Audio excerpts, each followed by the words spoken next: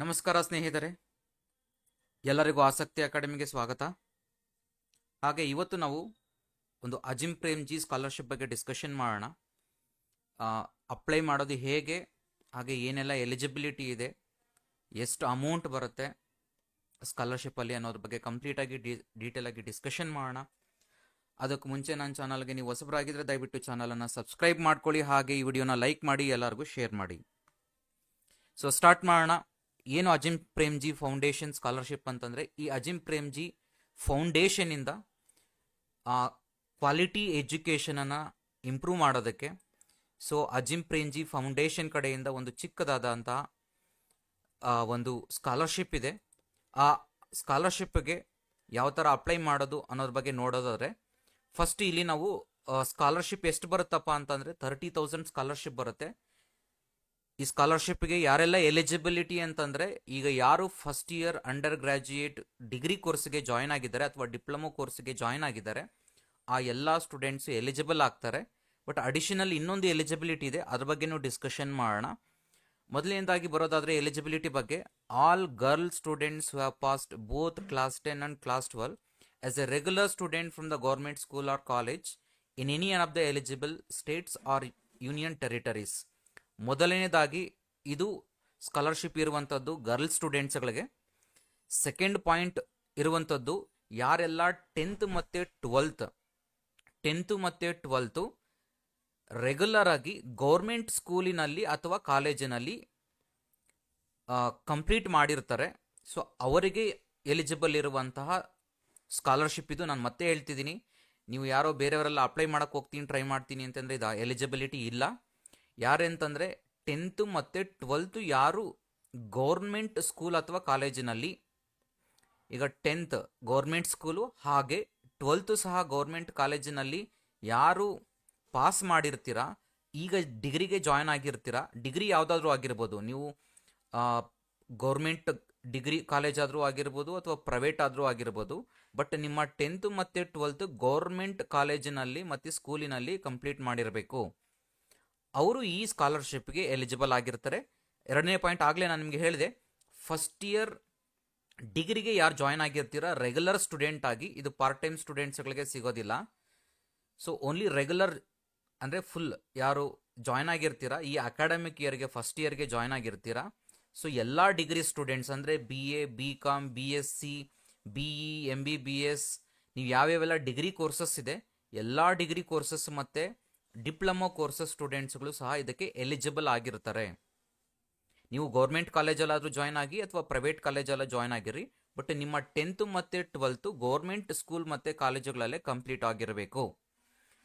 So ಅರ್ಥ ಆಗಿದೆ ಅಂದ್ಕೊಂಡಿರ್ತೀನಿ. So benefits ಬರೋದಾದರೆ ನಿಮಗೆ ಕಂಪ್ಲೀಟಾಗಿ ಇಲ್ಲಿ 30,000 ವರ್ಷಕ್ಕೆ ನಿಮಗೆ ಸ್ಕಾಲರ್ಶಿಪ್ ಸಿಗುತ್ತೆ. ಪ್ರತಿ ವರ್ಷ ನಿಮಗೆ ನಿಮ್ಮ ಕಂಪ್ಲೀಟ್ ಅಕಾಡೆಮಿಕ್ ಕೋರ್ಸ್ ಏನಿರುತ್ತೆ, ಈಗ 3 ವರ್ಷ ಇದ್ದರೆ ನಿಮ್ಮದು ಕೋರ್ಸ್ ಏನಿರುತ್ತೆ ಅದು 3 ವರ್ಷಕ್ಕೂ ನಿಮಗೆ 30,000 ಬರುತ್ತೆ. ಅಥವಾ ನಿಮಗೆ 4 ವರ್ಷ ಇದ್ದರೆ 40 ಓವರ್ ಆಲ್ 4 ಇಯರ್ಸ್ಗೂ ನಿಮಗೆ 30,000 ಪ್ರತಿ ವರ್ಷವೂ ಬರುತ್ತೆ ನಿಮಗಿದು ಸೆಲೆಕ್ಟೆಡ್ ಸ್ಟೂಡೆಂಟ್ಸ್ಗಳಿಗೆ. ಮತ್ತು ಡಾಕ್ಯುಮೆಂಟ್ಸ್ ಏನೆಲ್ಲಪ್ಪ ಬೇಕು ಇದಕ್ಕೆ ಅಂತಂದರೆ, ನಿಮಗೆ ರೀಸೆಂಟ್ ಪಾಸ್ಪೋರ್ಟ್ ಸೈಜ್ ಫೋಟೋ ಬೇಕಾಗುತ್ತೆ, ಮತ್ತು ನಿಮ್ಮ ಸಿಗ್ನೇಚರ್ ಅಪ್ಲಿಕೆಂಟ್ ಸಿಗ್ನೇಚರ್ ಪೇಪರ್ ಮೇಲೆ ಹಾಕಿ, ಯಾಕಂದರೆ ಸ್ಕ್ಯಾನ್ ಮಾಡಿ ಇಟ್ಕೋಬೇಕಾಗತ್ತೆ, ಅದನ್ನು ನೀವು ಅಪ್ಲೋಡ್ ಮಾಡಬೇಕಾಗತ್ತೆ. ಹಾಗೆ ಆಧಾರ್ ಕಾರ್ಡನ್ನು ಬೇಕಾಗುತ್ತೆ, ಬ್ಯಾಂಕ್ ಡೀಟೇಲ್ಸ್ ಅಂದರೆ ಪಾಸ್ಬುಕ್ ಮತ್ತು ರೀಸೆಂಟ್ ಸ್ಟೇಟ್ಮೆಂಟ್ ಬೇಕಾಗುತ್ತೆ.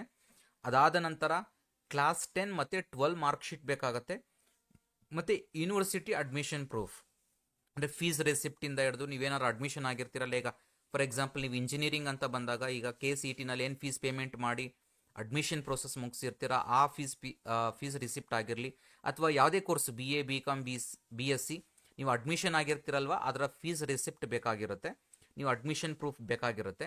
ಇವೆಲ್ಲ ಡಾಕ್ಯುಮೆಂಟ್ಸು ನಿಮಗೆ PDF ಅಥವಾ PNG ಅಥವಾ JPG ಫಾರ್ಮೇಟಲ್ಲೇ ಇರಬೇಕು. ಮತ್ತು ಆ ಫೈಲ್ ಸೈಜ್ ಬಂದು 30 to 500 KB ಇರೋ ಥರನೇ ನೀವು ಕಂಪ್ಲೀಟಾಗಿ ಈ ಎಲ್ಲ ಡಾಕ್ಯುಮೆಂಟ್ಸನ್ನು ರೆಡಿ ಮಾಡಿ ಇಟ್ಕೊಂಡು ತದನಂತರ ನೀವು ಅಪ್ಲಿಕೇಶನ್ ಅಪ್ಲೈ ಮಾಡೋದಕ್ಕೆ ಟ್ರೈ ಮಾಡಿ. ಸೊ ನೆಕ್ಸ್ಟ್ ಯಾವ ಥರ ಅಪ್ಲೈ ಮಾಡೋದು ಅಂತಂದರೆ, ಸೊ ಇಲ್ಲೇನು ಲಿಂಕ್ ಕೊಟ್ಟಿದ್ದೀನಿ ನಾನು ನಿಮಗೆ, ಆ ಲಿಂಕ್ ಮೇಲೆ ಕ್ಲಿಕ್ ಮಾಡಿ. ಅಂದರೆ ನಿಮಗೆ ಈ ಲಿಂಕನ್ನು ನಾನು ಡಿಸ್ಕ್ರಿಪ್ಷನ್ ಬಾಕ್ಸಲ್ಲಿ ಕೊಟ್ಟಿರ್ತೀನಿ ನಾನು ನಿಮಗೆ. ಸೊ ಡಿಸ್ಕ್ರಿಪ್ಷನ್ ಬಾಕ್ಸಲ್ಲಿ ನೀವು ಈ ಲಿಂಕನ್ನು ಕ್ಲಿಕ್ ಮಾಡಿ, ಅಥವಾ ಡೈರೆಕ್ಟಾಗಿ ನೀವು ಅಜಿಂ ಪ್ರೇಮ್ಜಿ ಫೌಂಡೇಶನ್ .organization ಅಂತ ಟೈಪ್ ಮಾಡಿದ್ರೂ ಸಹ ಸಿಗುತ್ತೆ. ಸೊ ಆ ಕ್ಲಿಕ್ ಮಾಡಿದಾಗ ನಿಮಗೆ ಇಲ್ಲಿ ರಿಜಿಸ್ಟರ್ ಅಂತ ಬರುತ್ತೆ, ನ್ಯೂ ಅಪ್ಲಿಕೆಂಟ್ಸ್ ಫಾರ್ ದ ಕೋಹಾರ್ಟ್ 2025 ಅಂತ ಬರುತ್ತೆ. ಅದರ ಮೇಲೆ ಕ್ಲಿಕ್ ಮಾಡಿದ್ಮೇಲೆ ನಿಮ್ಗೆ ಅಲ್ಲಿ ಎಲಿಜಿಬಿಲಿಟಿ ಸಮ್ ಕ್ವಶನ್ಸ್ ಅನ್ನ ಕೇಳುತ್ತೆ. ಆ ಕ್ವಶನ್ಸ್ನೆಲ್ಲ ಆನ್ಸರ್ ಮಾಡಿ, ಅದಾದ ನಂತರ ನೀವು ಕರೆಕ್ಟಾಗಿ ಆನ್ಸರ್ ಮಾಡಿದ್ರೆ ನೆಕ್ಸ್ಟ್ ಸ್ಟೆಪ್ಗೆ ಹೋಗುತ್ತೆ.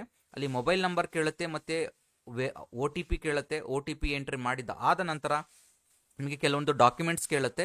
ಅದೇ ನೀವು ಏನೇನು ಕಂಪ್ಲೀಟಾಗಿ ಎಲ್ಲ ನಿಮ್ಮ ಕ್ಯಾಂಡಿಡೇಟ್ ನೇಮಿಂದ ಎಲ್ಲ ಡೀಟೇಲ್ಸನ್ನು ಕೇಳುತ್ತೆ. ಅದನ್ನು ಎಂಟ್ರಿ ಮಾಡಿ ಡಾಕ್ಯುಮೆಂಟ್ಸನ್ನು ಅಪ್ಲೋಡ್ ಮಾಡಿ, ಅದಾದ ನಂತರ ಫೈನಲ್ ಆಗಿ ಸಬ್ಮಿಷನ್ ಮಾಡಿ. ಸೊ ಇಷ್ಟಿರುತ್ತೆ ನಿಮಗೆ ಕಂಪ್ಲೀಟಾಗಿ ಅಪ್ಲಿಕೇಶನ್ ಈ ಥರ ಅಪ್ಲೈ ಮಾಡಬೇಕಾಗತ್ತೆ. ಫಸ್ಟ್ ನಾನು ತೋರಿಸ್ಕೊಡ್ತೀನಿ ಯಾವ ಥರ ಅಪ್ಲಿಕೇಶನ್ ಓಪನ್ ಆಗುತ್ತೆ ಅನ್ನೋದ್ರ ಬಗ್ಗೆ. ಸೊ ನಿಮಗೆ ಲಿಂಕನ್ನು ನಾನು ಡಿಸ್ಕ್ರಿಪ್ಷನ್ ಬಾಕ್ಸಲ್ಲಿ ಹಾಕಿರ್ತೇನೆ, ನಿಮಗೆ ಕಂಪ್ಲೀಟಾಗಿ ಚೆಕ್ ಮಾಡ್ಕೊಳ್ಳಿ.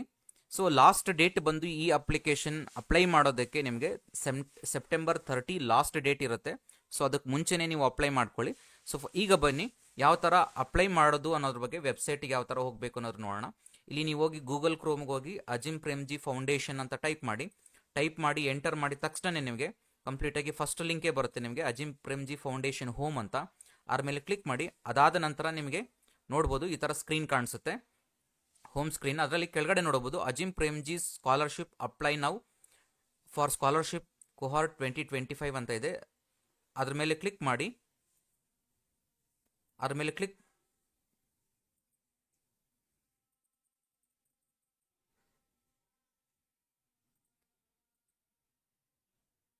ಮಾಡಿದ ತಕ್ಷಣ ನಿಮಗೆ ಈ ತರ ಕಾಣಿಸ್ತಿದೆಯಲ್ಲ, ನಿಮಗೆ ಸ್ಕ್ರೀನು ಈ ತರ ಕಾಣಿಸುತ್ತೆ. ನಿಮಗೆ ಇಲ್ಲಿ ರಿಜಿಸ್ಟರ್ ನ್ಯೂ ಅಪ್ಲಿಕೆಂಟ್ ಕೋಹಾರ್ಟ್ 2025 ಅಂತ ಇದೆ, ಅಥವಾ login already registered applicants. First ನೀವು ರಿಜಿಸ್ಟ್ರೇಷನ್ ಮಾಡ್ಕೋಬೇಕಾಗತ್ತೆ. ರಿಜಿಸ್ಟ್ರೇಷನ್ ಮುಗಿದ ಆದ್ಮೇಲೆ ನೀವು ಇಲ್ಲಿ ಲಾಗಿನ್ ಆಗಬೇಕಾಗತ್ತೆ. First register new applicants cohort 2025 ಅಂತ ಕ್ಲಿಕ್ ಮಾಡಿದ್ರೆ ನೀವು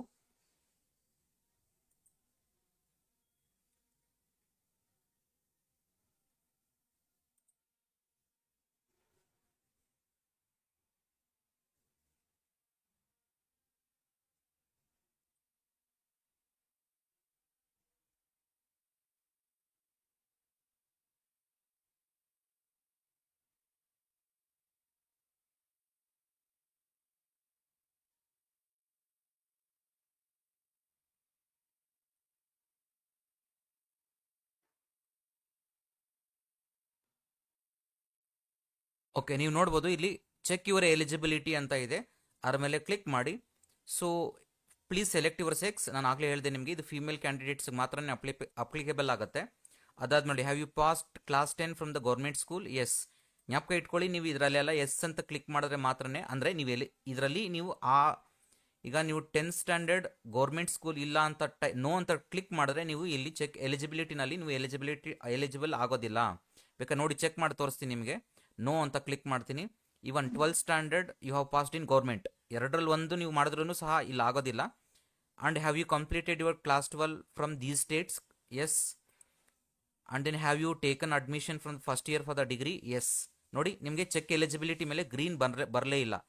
ನೋಡಿ ಇದರಲ್ಲಿ ಎರಡರಲ್ಲಿ ಯಾವ್ದಾದ್ರು ಒಂದು ನೋ ಅಂತ ನೀವು ಕ್ಲಿಕ್ ಮಾಡಿದ್ರು ಅಂದರೆ ನೀವು ಆಗಿದ್ರೆ ಮಾತ್ರನೇ ನೀವು ಎಲಿಜಿಬಲ್. ನಾನು ಆಗಲೇ ಹೇಳಿದೆ ನಿಮಗೆ 10th ಮತ್ತು 12th ನೋಡ್ಬೋದು. ಇಲ್ಲಿ ಎರಡನ್ನ ಎಸ್ ಅಂತ ಕ್ಲಿಕ್ ಮಾಡಿದ ತಕ್ಷಣ ನಿಮಗೆ ಚೆಕ್ ಎಲಿಜಿಬಿಲಿಟಿನಲ್ಲಿ ಗ್ರೀನ್ ಆಯಿತು ನೋಡಿ. ಸೊ ಅದಕ್ಕೆ ನಾನು ಇದನ್ನು ಹೇಳಿದೆ ನಿಮಗೆ, ಯಾರು 10th ಮತ್ತು 12th ಕಂಪ್ಲೀಟ್ ಆಗಿ ಗೌರ್ಮೆಂಟ್ ಸ್ಕೂಲು ಮತ್ತು ಕಾಲೇಜಿನಲ್ಲಿ ಓದಿರ್ತೀರಾ ಅವರು ಮಾತ್ರನೇ ಈ ಸ್ಕಾಲರ್ಶಿಪ್ಗೆ ಎಲಿಜಿಬಲ್ ಆಗಿರ್ತೀರಾ. ಬಟ್ ನೀವು ಡಿಗ್ರಿ ಯಾವ ಕಾಲೇಜಲ್ಲಾದರೂ ಜಾಯ್ನ್ ಆಗಿರಿ, ಪ್ರೈವೇಟ್ ಅಥವಾ ಗೌರ್ಮೆಂಟ್, ಸೊ ಇಬ್ರಿಗೂ ಅಪ್ಲಿಕೇಬಲ್ ಆಗುತ್ತೆ. ಬಟ್ ಆದರೆ 10th ಮತ್ತು 12th ಕಂಪಲ್ಸರಿಯಾಗಿ ಗೌರ್ಮೆಂಟ್ ಸ್ಕೂಲ್ಸ್ ಮತ್ತು ಕಾಲೇಜಿನಲ್ಲೇ ನೀವು ಓದಿರಬೇಕು, ಅವ್ರಿಗೆ ಮಾತ್ರನೇ ಈ ಸ್ಕಾಲರ್ಶಿಪ್ ಬರುತ್ತೆ. ಸೊ ಇದ್ರ ಮೇಲೆ ಕ್ಲಿಕ್ ಮಾಡಿದಾದ್ಮೇಲೆ ನಿಮ್ಮ ಎಲಿಜಿಬಿಲಿಟಿ ಚೆಕ್ ಮಾಡ್ಕೊಂಡ್ಮೇಲೆ ಚೆಕ್ ಎಲಿಜಿಬಿಲಿಟಿ ಅಂತ ಹಾಕಿದ್ರೆ ನಿಮಗೆ ನೋಡಿಬೋದು you are eligible for the scholarship ಅಂತ ಬರುತ್ತೆ. ಅದಾದ ನಂತರ ಮೊಬೈಲ್ ನಂಬರ್ ಕೇಳುತ್ತೆ. ಸೊ ಮೊಬೈಲ್ ನಂಬರನ್ನು ಎಂಟ್ರಿ ಮಾಡಿ.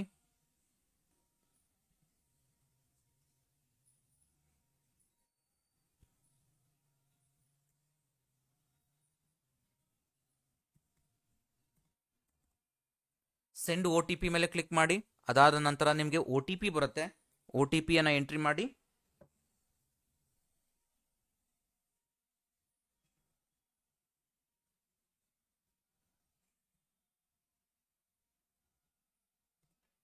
ವೆರಿಫೈ ಒ ಟಿ ಪಿ ಮೇಲೆ ಕ್ಲಿಕ್ ಮಾಡಿ.